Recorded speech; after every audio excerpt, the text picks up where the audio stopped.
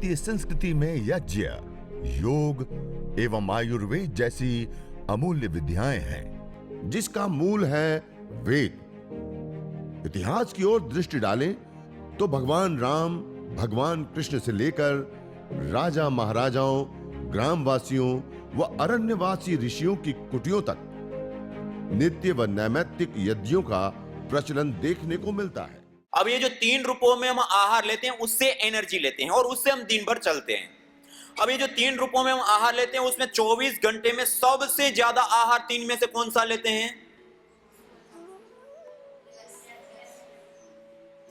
हम 24 घंटे में ठोस रूप आहार कितनी बार लेते हैं? रोटी दाल चावल आदि 2 बार, 3 बार। द्रव रूप आहार पानी दूध जूस 10 बार, 15 बार। ठंडी है तो थोड़ा कम, गर्मी है तो थोड़ा ज्यादा। लेकिन गैस रूप आहार वायु कितनी बार लेते हैं? एनी टाइम, 24 घंटा खाते पीते उठते बैठते चलते फिरते, यहां तक कि हम रात को सो जाएं तब भी हर एक सेकेंड कोई आहार हम ले रहे होते हैं। तो कौन सा आहार लेते हैं? गैस फॉर्म में आहार, प्राणवायु। अब ये सबसे ज्यादा तो हम ले ही रहे हैं। सबसे ज्यादा के साथ साथ सबसे इंपॉर्टेंट महत्वपूर्ण आहार कौन सा होता है इन तीनों में से? हम रोटी दाल चावल सब्जी आदि ठोस रूप आहार लेना छोड़ दे तब भी हम 2 से 3 महीना जीवित रह सकते हैं। हम द्रव रूप आहार पानी दूध जूस आदि लेना छोड़ दे तब भी हम 2 से 3 सप्ताह जीवित। लेकिन गैस रूप आहार वायु लेना छोड़ दे तो कितनी देर जीवित रहेंगे? 2 से 3 मिनट भी जीवन संभव। मानी सबसे ज्यादा के साथ साथ सबसे इंपॉर्टेंट, जिसके बिना 2 मिनट भी हमारा जीवन संभव, और हमारे लिए ही नहीं, जीव मात्र के लिए, वनस्पति जगत पर्यंत, हम सब के लिए सबसे ज्यादा और सबसे इंपॉर्टेंट, जिसके बिना 2 मिनट भी हमारा जीवन नहीं चल सकता है, ऐसा कोई आहार है तो क्या है? गैस रूप आहार, वायु। अब सुबह से शाम तक 24 घंटे में हम उस वायु के लिए क्या करते हैं? उस वायु के लिए क्या करते हैं? कुछ नहीं करते हैं, प्रयोग करते हैं, छोड़ देते हैं। उल्टा हम पेट्रोल डीजल कोयला और अलग अलग गाड़ियां वाहन और ये सारी चीजों का प्रयोग करके और उल्टा उनको प्रदूषित कर रहे हैं। आज आपको पता है, जिस प्राणवायु के अंदर हम श्वास लेते हैं, वर्ल्ड की बड़ी रिसर्च इंस्टीट्यूट के आंकड़े हैं कि केवल वायु प्रदूषण के कारण जो बड़े शहर हैं उसमें 1 साल रहने पर 6 महीने से 5 वर्ष की आयु हमारी कम हो जाती है। और WHO के आंकड़े बताते हैं कि केवल मात्र वायु प्रदूषण के कारण से 70 लाख से अधिक लोगों की मौत हो जाती है। कितने लोग? 1 साल के अंदर 70 लाख लोग। ये छोटा आंकड़ा नहीं है। कहते हैं ना, जैसी होगी वायु वैसी होगी आयु, और आयुर्यज्ञेन कल्पताम। जिनको दीर्घ आयु चाहिए, लंबी आयु चाहिए, तो आयु चाहने वाला क्या करें? यज्ञ करें, हवन करें। हवन करने से ये जो वायु है वो सीधी प्रभावित होती है। क्या होती है? उस वायु का शोधन करना, पोषण करना, संवर्धन करना, उस वायु को मेडिकेटेड बनाना, उस वायु को सुगंधित करना, उस वायु के अंदर जीवनीय शक्ति का संचार करने का कार्य यज्ञ के माध्यम से होता है। और उस प्राण वायु के अंदर हम 24 घंटा रहेंगे तो हमें कोई रोग होंगे। इसलिए आयुर्वेद के सदव्रत में प्रतिदिन स्वस्थ व्यक्ति को हमेशा स्वस्थ रहने के लिए प्रतिदिन यज्ञ करने के लिए कहा कि हमारा जो सबसे ज्यादा इंपॉर्टेंट आहार है, जिसके बिना हम 2 मिनट भी जीवित नहीं रह सकते, उस प्राणवायु को जीवनीय शक्ति से युक्त करने का काम इस यज्ञ के माध्यम से होता है। ये 1 लाख। दूसरा, हम जिस अथाह वायु के समुद्र में श्वास लेते हैं उसके अंदर 2 प्रकार के पार्टिकल पाए जाते हैं। एक धन आवेशित कण होते हैं, एक ऋण आवेशित कण होते हैं। धनायन, ऋणायन, मेडिकल की भाषा में हम कहें तो एनायन और कैटायन। जहां पर शहरीकरण, औद्योगिकीकरण, भीड़भाड़ वाले इलाके होते हैं, ऐसे स्थानों पर सहज स्वाभाविक रूप से धन आवेशित कणों की बाहुल्यता होती है। धन आवेशित बाहुल्य वायुमंडल के अंदर हम जब रहते हैं तो हमारे शरीर के अंदर ब्लड सीरोटोनिन की मात्रा कम होती है।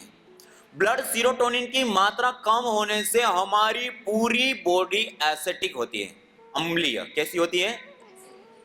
और आप सब जानते हैं जितनी बॉडी एसिडिक उतने ही रोग ज्यादा, जितनी बॉडी अल्कलाइन उतने ही रोग। ये आज शहर में रहकर के बीमार होने का सबसे बड़ा कारण ये भी है, धन आवेशित कण, बाहुल्य वायुमंडल, बॉडी एसिडिक होना।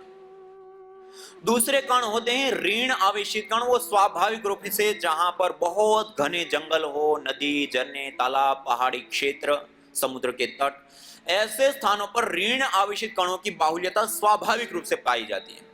उस वायुमंडल के अंदर जब हम रहते हैं तो उसके दो लाभ सहज स्वाभाविक हमें प्राप्त होते हैं। आप सबका अनुभव होगा, जब हम समुद्र के तट पे जाएं या हिमालय जैसे पहाड़ी क्षेत्र में जाएं, घने जंगल हो, ऐसे स्थानों पे जाए तो हमें कैसा लगता है? अच्छा लगता है ना। वो अच्छा लगना क्या है? हमें अच्छा लगता है, प्रसन्नता आती है, मन में प्रफुल्लता आती है, आह्लादपन आता है। क्यों? क्योंकि वहां के वायुमंडल में ऋण आवेशित कण है। उसको जब हम लेते हैं तो वो हमारे जो हार्मोन्स, हमारे मस्तिष्क में पिट्यूटरी ग्लैंड होती है, वो हम जो प्राणवायु लेते हैं उसमें जो सुगंध लेते हैं, विचार करते हैं, ये ऋण आवेशित धन आवेशित कण, उसके आधार पे वो प्रभावित होती है ग्रंथि, और वो गुड हार्मोन्स या बैड हार्मोन्स को बनाती हैं, रिलीज करती है, और थोड़े ही समय में पूरे शरीर में घुल जाते हैं। तो एकदम से उस वायुमंडल में जाने से हमारे स्ट्रेस हार्मोन्स डाउन आ जाते हैं और गुड हार्मोन्स बढ़ जाते हैं। इसलिए हमें अच्छा लगता है, अच्छी फीलिंग आती है, प्रसन्नता आती है। और दूसरा लाभ, हमारे शरीर के अंदर ऋण आवेशित बाहुल्य वायुमंडल में रहने से ब्लड सीरोटोनिन की मात्रा बढ़ती है। जब ब्लड सीरोटोनिन की मात्रा बढ़ती है तो पूरी बॉडी हमारी अल्कलाइन हो जाती है, क्षारीय हो जाती है, और क्षारीय शरीर में कोई रोग होता ही। हम अभी जिस यज्ञ की चर्चा कर रहे हैं, ये 7 से 10 मिनट में देव यज्ञ हो जाता है। ये जिस स्थान पे हम प्रतिदिन करते हैं, वहां के वायुमंडल के अंदर प्रति सेंटीमीटर एयर के अंदर इतनी बड़ी मात्रा में ऋण आवेशित कणों की बाहुल्यता हो जाती है, जो घना जंगल हो और वहां का जो वायुमंडल हो, ऐसा वायुमंडल हम अपने हाथों से अपने घर के अंदर निर्मित कर सकते हैं 7 मिनट यज्ञ करके। और उसके दो लाभ, बॉडी को अल्कलाइन करना प्लस दूसरा गुड हार्मोन्स को बढ़ाना, ये दोनों काम को हम सहज रूप से कर सकते हैं 7 मिनट मात्र दे करके। इतनी बड़ी वैज्ञानिक प्रक्रिया। और एक अल्कलाइन बॉडी की बात आई, आप सब लोगों ने अल्कलाइन वाटर सुना होगा। अभी ये नई चीज आ रही है, मल्टीनेशनल कंपनियां उसका बहुत बड़े रूप में जोर जोर से प्रसार कर रही हैं। पहले हमारे घरों के अंदर आरओ मशीन लगवा दिए, सब घरों में लग गए। अब क्या लगवा रही हैं? अल्कलाइन वाटर के मशीन। और क्या प्रचार करते हैं कि हमारे शरीर के अंदर 70% से अधिक पानी होता है। वो पानी जो हम पीते हैं उसको हम अल्कलाइन करके पिए तो हमारी पूरी बॉडी अल्कलाइन रहेगी। अल्कलाइन रहेगी तो कोई रोग होगा नहीं।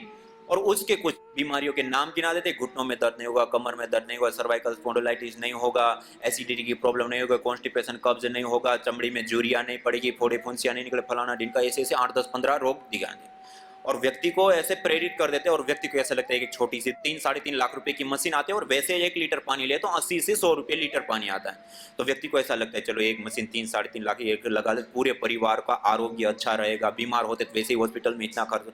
ऐसे करके लोग अब आरोग्य के बाद अब ये मशीनें लगाने लग गए। जैसे मैंने यज्ञ की बात बताई, वायु, पानी से भी ज्यादा हम क्या लेते हैं? वायु। और उस वायु के अंदर ऋण आवेशित कण आ गए तो सहज रूप से बॉडी अल्कलाइन होगी। उससे अतिरिक्त हम पानी की ही बात करें, हम यज्ञ करने के बाद जो अवशेष भस्म राख भभूत बच जाती है ना, उस भभूत को थोड़ा सा खरल कर लेते हैं, पीस लेते हैं, छान करके रख लेते हैं, और एक पतले से कपड़े के अंदर थोड़ा सा डाल दिया, 2-4-5 चम्मच, और उसको बांध दिया ढीली ढीली सी पोटली। और जो पानी हम दिन भर पीते हैं उसकी जो मटुकी होती है, रात को भर लिया और उसके अंदर डाल दो, सुबह में उसको निकाल करके 2-4 बार अच्छे से निचोड़ लो। आपको जानकर के आश्चर्य होगा, जो 3.5 लाख रुपए की मशीन जो पानी अल्कलाइन करके देती है, ये यज्ञ की भस्म 1 गिलास पानी में 1 चुटकी भर भस्म डाल दो, वो 3.5 लाख रुपए की मशीन जो अल्कलाइन करके देती है, वो एक चुटकी भस्म करके देती है, पानी अल्कलाइन हो जाता है। और अल्कलाइन ही नहीं, उसके साथ साथ कैल्शियम, जिनको घुटनों में दर्द, सूजन या कमजोरी आदि रहती है हड्डियों की, कैल्शियम की कमी, आयरन, रक्त अल्पता रहती है, रक्त कणिकाएं कम बनती है, कमजोरी है, तो आयरन हम लेते हैं। तो calcium, iron, zinc, potassium, magnesium, एक खनिज तत्व भी उस पानी के अंदर आ जाता है। 3.5 लाख रुपए की मशीन लगा लोगे तो आपको अल्कलाइन वाटर मिलेगा, लेकिन खनिज नहीं मिलेंगे। और आप इतनी भस्म डाल दोगे तो अल्कलाइन वाटर के साथ साथ खनिज तत्व भी मिलेगा। और ये तो साइड बेनिफिट बिल्कुल, कि आपने यज्ञ कर लिया, उसके पहले तो सारे मेन लाभ ले लिए। जो आपको अब जो भस्म बच गई, जैसे केला खाते और छिलका फेंक देते, ऐसे जो राख बच गई, उसका इतना लाभ है कि इतना कुंड छोटा सा रख लो, 3.5 लाख रुपए की मशीन रखने पर जो लाभ होता है वो लाभ आप ले सकते हो। इतनी बड़ी चीज है। दूसरा एक महत्वपूर्ण और विशेष लाभ इस यज्ञ का प्राप्त होता है। देखिए, आज आप लोगों के बीच में भी बहुत सारे लोगों ने मास्क लगाया है। क्यों? कम्युनिकेबल डिजीज से बचना चाहते हैं। आज पूरी दुनिया में बहुत तेजी से और बहुत बड़ी मात्रा में कम्युनिकेबल डिजीज फैल रही है। बैक्टीरिया, वायरस या फंगस, जो हम अपनी आंखों से देख नहीं सकते, ऐसे छोटे जीवों के कारण होने वाली बीमारियां।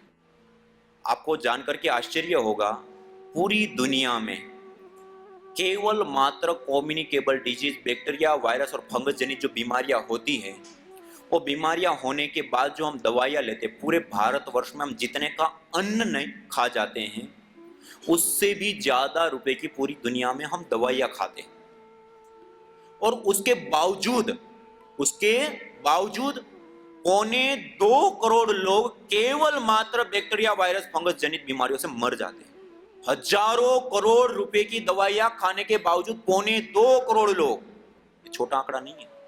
और आज पूरी दुनिया में बहुत भारी मात्रा में फैल रहा है। और अभी एक रिसर्च किया गया, कुछ डॉक्टर्स, और उसमें भी अलग अलग डॉक्टर होते हैं, अलग अलग डॉक्टर, कुछ किसान, कुछ जो सामान्य टीचर आदि जो पढ़ाने का काम करते हैं, कुछ दुकानें चलाते हैं, कोई बिजनेस चलाते हैं, ऐसे अलग अलग कैटेगरी के अलग अलग ग्रुपों को लिया गया।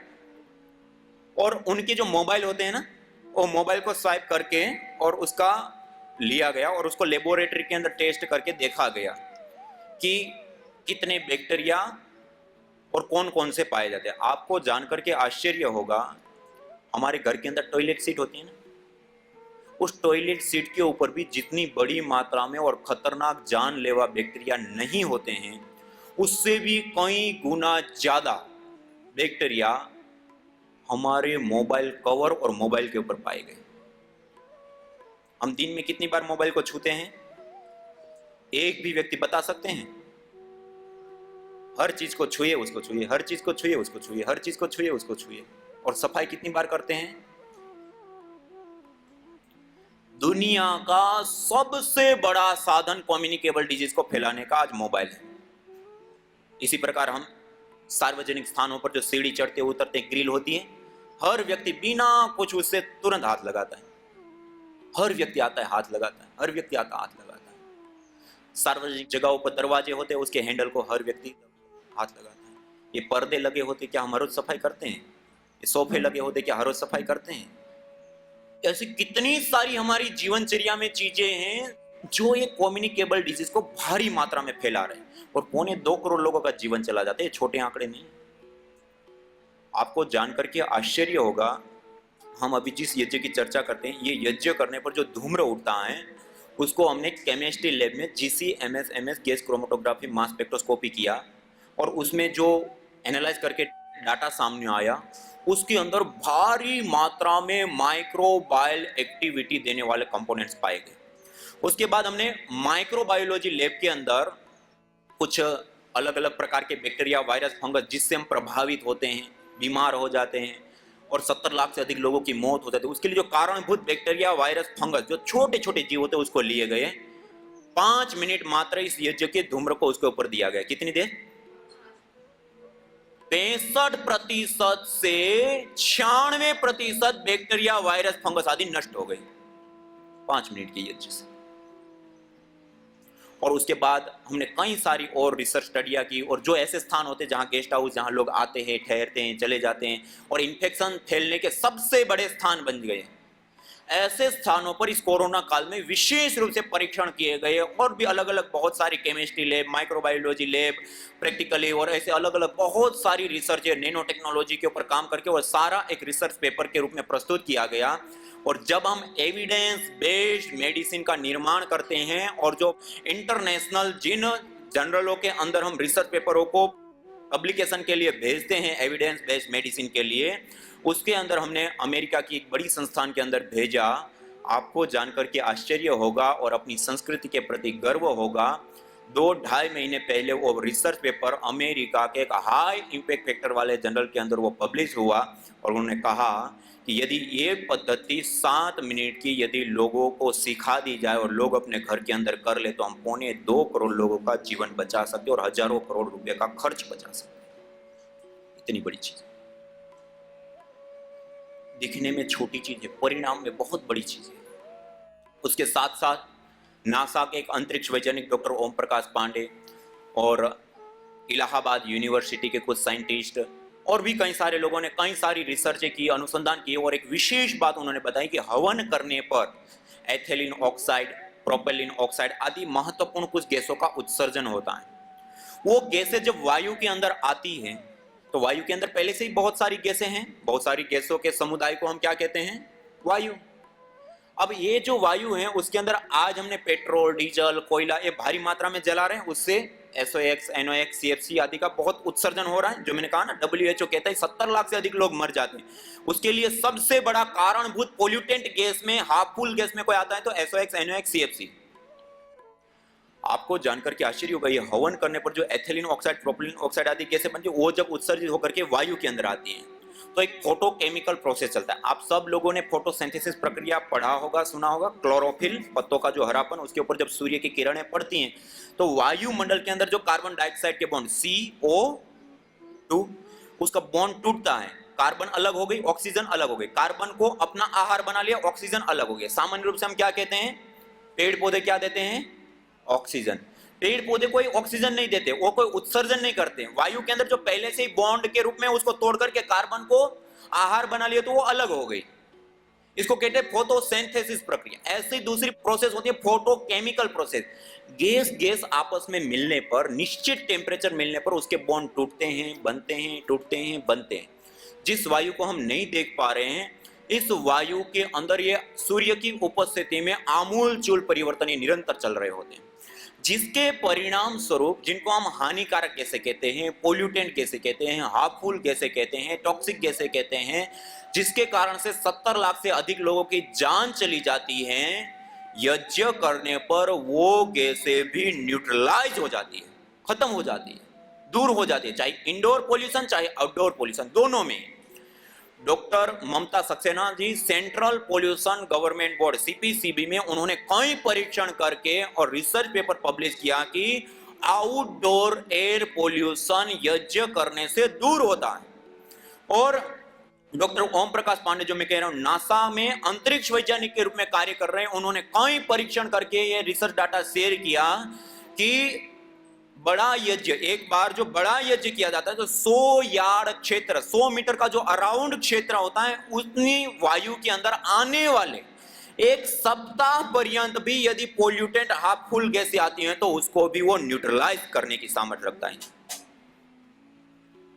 और लखनऊ की एक संस्था ने माइक्रोबायोलॉजिकल प्रदूषण के ऊपर इस प्रकार के कंट्रोल अवस्था में परीक्षण करके बताया कि एक बार कंट्रोल अवस्था में यज्ञ किया गया और उसके अंदर 1 महीने पर्यंत उसका परीक्षण किया गया, माइक्रोबायोलॉजिकल प्रदूषण का उत्सर्जन 1 महीने पर्यंत भी खत्म हो गया।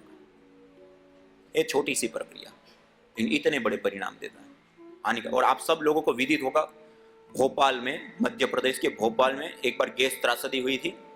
एक केमिकल कंपनी से मिथाइन आइसोसाइनेट गैस का रिसाव हुआ था। उस समय उस नगर में रहने वाले हजारों लोग जान गंवा चुके थे और बहुत बड़ी मात्रा में लोग हॉस्पिटलों में भर्ती हो गए। मतलब एक मंजर जैसी स्थिति हुई थी उस समय। उस दौरान वहां पर एक कुशवाहा परिवार और एक राठौड़, ये दो ऐसे परिवार थे जिन्होंने अपने घर के अंदर हवन यज्ञ अग्निहोत्र हर रोज करते थे, और उस समय भी उन्होंने किया। चारों ओर लाशें बिछ गई और उसके बीच में वो जिंदा रह गए। और उस समय अमेरिका की भी बड़ी बड़ी संस्थाएं वहां आकर के ये रिसर्च कर रही थी और स्टडी कर रही थी कि कैसे हुआ, क्या हुआ। और उस समय की आज भी आप सर्च करेंगे तो उस समय की न्यूज आज तक आपको उसका मिलेगी। कुशवाहा परिवार, राठौड़ परिवार ये इतने मंजर के बीच में बच गए यज्ञ के कारण। कहने का अभिप्राय है कि यज्ञ यदि हम करते हैं तो जितनी भी टॉक्सिक हानिकारक हार्मफुल गैसें होती हैं उससे भी हमें और अपने परिवार को बचा लेती है। इतनी बड़ी चीज है, हानिकारक गैसों से बचाती है। और एक परीक्षण में जयपुर यूनिवर्सिटी राजस्थान और central pollution government board Delhi में, इधर ममता सक्सेना जी ने और वहां पर डॉक्टर वाई के विजय जी ने कई सारी रिसर्च करके अनुसंधान करके एक विशेष बात बताई। देखिए, आज हम मोबाइल का प्रयोग करते हैं, लैपटॉप, टीवी, कंप्यूटर और अलग अलग बहुत सारे इलेक्ट्रॉनिक उपकरण हमारे घर के अंदर दीवारों में बोर्ड है, एलईडी लाइट्स है और भी बहुत सारे इलेक्ट्रॉनिक उपकरण और कार्बनिक पदार्थों का भी आज हम प्रयोग कर रहे हैं। ये सारी चीजें रेडिएशन छोड़ती हैं। हम एक रेडिएशन के अदृष्ट जाल के बीच में जी रहे हैं। आज देश ही नहीं पूरी दुनिया में 5G इंटरनेट को लाने को रोकने के लिए मुहिमें चलती है। क्यों? इस रेडिएशन के कारण हमारे सेल्स भारी मात्रा में डैमेज हो रहे हैं, हमारे न्यूरॉन्स डैमेज हो रहे हैं, हमारी स्मृति शक्ति घट रही है, चिड़चिड़ापन लोगों में बढ़ रहा है। MND अधिक रेडिएशन वाले वायुमंडल में रहने से कैंसर जैसे घातक रोग हो जाते हैं, जानलेवा रोग। और छोटी छोटी चिड़िया, मधुमक्खियां तो विलुप्त प्राय हो रही है रेडिएशन के कारण। और ये हवन करने पर जो ऑर्गेनिक मॉलिक्यूल्स वायुमंडल के अंदर आते हैं, जयपुर यूनिवर्सिटी राजस्थान और central pollution government board Delhi की दोनों ही रिपोर्टें बताती है कि ये मॉलिक्यूल्स वायु के अंदर आने पर इलेक्ट्रोमैग्नेटिक रेडिएशन और एटॉमिक रेडिएशन में जो बीटा रेडिएशन होता है, जो हमारे व्यवहार में सबसे ज्यादा आता है और प्रभावित होता है, वो दोनों ही रेडिएशन की रेंज को तोड़ देता है। यज्ञ हमें रेडिएशन से भी बचा लेता है। हम अपने घर के अंदर 5-7 मिनट कर ले, इतनी बड़ी चीज है। रेडिएशन से बचाता है, माइक्रोबायोलॉजिकल प्रदूषण से बचाता है, हार्मफुल गैसें एयर पोल्यूशन से हमें बचाता है, वायु के अंदर ऋण आवेशित कण बढ़ा करके हमारे गुड हार्मोन्स बनाना या फिर उसके साथ साथ बॉडी को अल्कलाइन करने का काम करता है। सबसे ज्यादा और इंपॉर्टेंट आहार जो हमारा वायु है, जिसके बिना 2 मिनट भी हमारा जीवन नहीं चल सकता, उसको जीवनी शक्ति से युक्त करने का काम भी करता है। और इन सब के साथ देखिए, इसमें गूगल, टेरोल, परफ्राल, ये कुछ ऐसे कंपोनेंट्स होते हैं जिसको हम सोमनस्यकारी कहते हैं। मानिए जैसे हम कोई सुगंधी लेते हैं तो कैसा लगता है हमें? अच्छा लगता है ना। कोई अच्छा फूल हो, पुष्प हो, बागवान में हम जाए और उसकी सुगंधी आती है, कितना हम तुरंत रुक जाते हैं और लंबी सांस भरते हैं। क्यों? अच्छा लगता है। वो क्या करता है, जो हम गंध लेते हैं उसके आधार पर पिट्यूटरी ग्लैंड तुरंत प्रभावित होती है, तुरंत हार्मोन्स को चेंज कर देती है। और आज आप सबने एरोमा थेरेपी सुना होगा, गंध चिकित्सा। एरोमा थेरेपी क्या है? अलग अलग खुशबू देकर के चिकित्सा करने की पद्धति। यज्ञ करने पर गूगल, टेरोल, परफ्राल आदि ऐसे मल्टीपल कंपोनेंट, अलग अलग सुगंधें हमें सहज रूप से प्राप्त होती हैं। और उस सुगंध को लेने से एरोमा थेरेपी सहज रूप से हमारी होती है। स्ट्रेस, तनाव, डिप्रेशन आज दुनिया की सबसे बड़ी बीमारी भी है और सबसे बड़ा बीमारियों का कारण भी है। और जो यज्ञ करता है उसके हार्मोन्स बैलेंस होते हैं और किसी भी प्रकार के कोई भी बीमारी से वो बहुत शीघ्रता से बाहर आ जाता है और पहले होती नहीं है। सहज रूप से सिद्ध होता है। यज्ञ भारतीय संस्कृति का मूल है। तो आइए हम संकल्प लें, संसार के श्रेष्ठतम कर्म यज्ञ को अपनाएं। पिंड और ब्रह्मांड में संतुलन कायम करने वाले यज्ञ को अपने जीवन का अभिन्न अंग बनाएं एवं प्रकृति मां के प्रति अपने ऋणों को अदा करें। विश्व स्वास्थ्य का एक नारा, यज्ञ से होगा जग उजियारा। भारतीय संस्कृति की अमूल्य विरासत यज्ञ की महिमा को जानने हेतु वैदिक चैनल पर प्रतिदिन प्रातः एवं सायं 11:30 बजे यज्ञ महिमा कार्यक्रम से जुड़े। विशेष जानकारी हेतु संपर्क करें। मोबाइल 9068565306।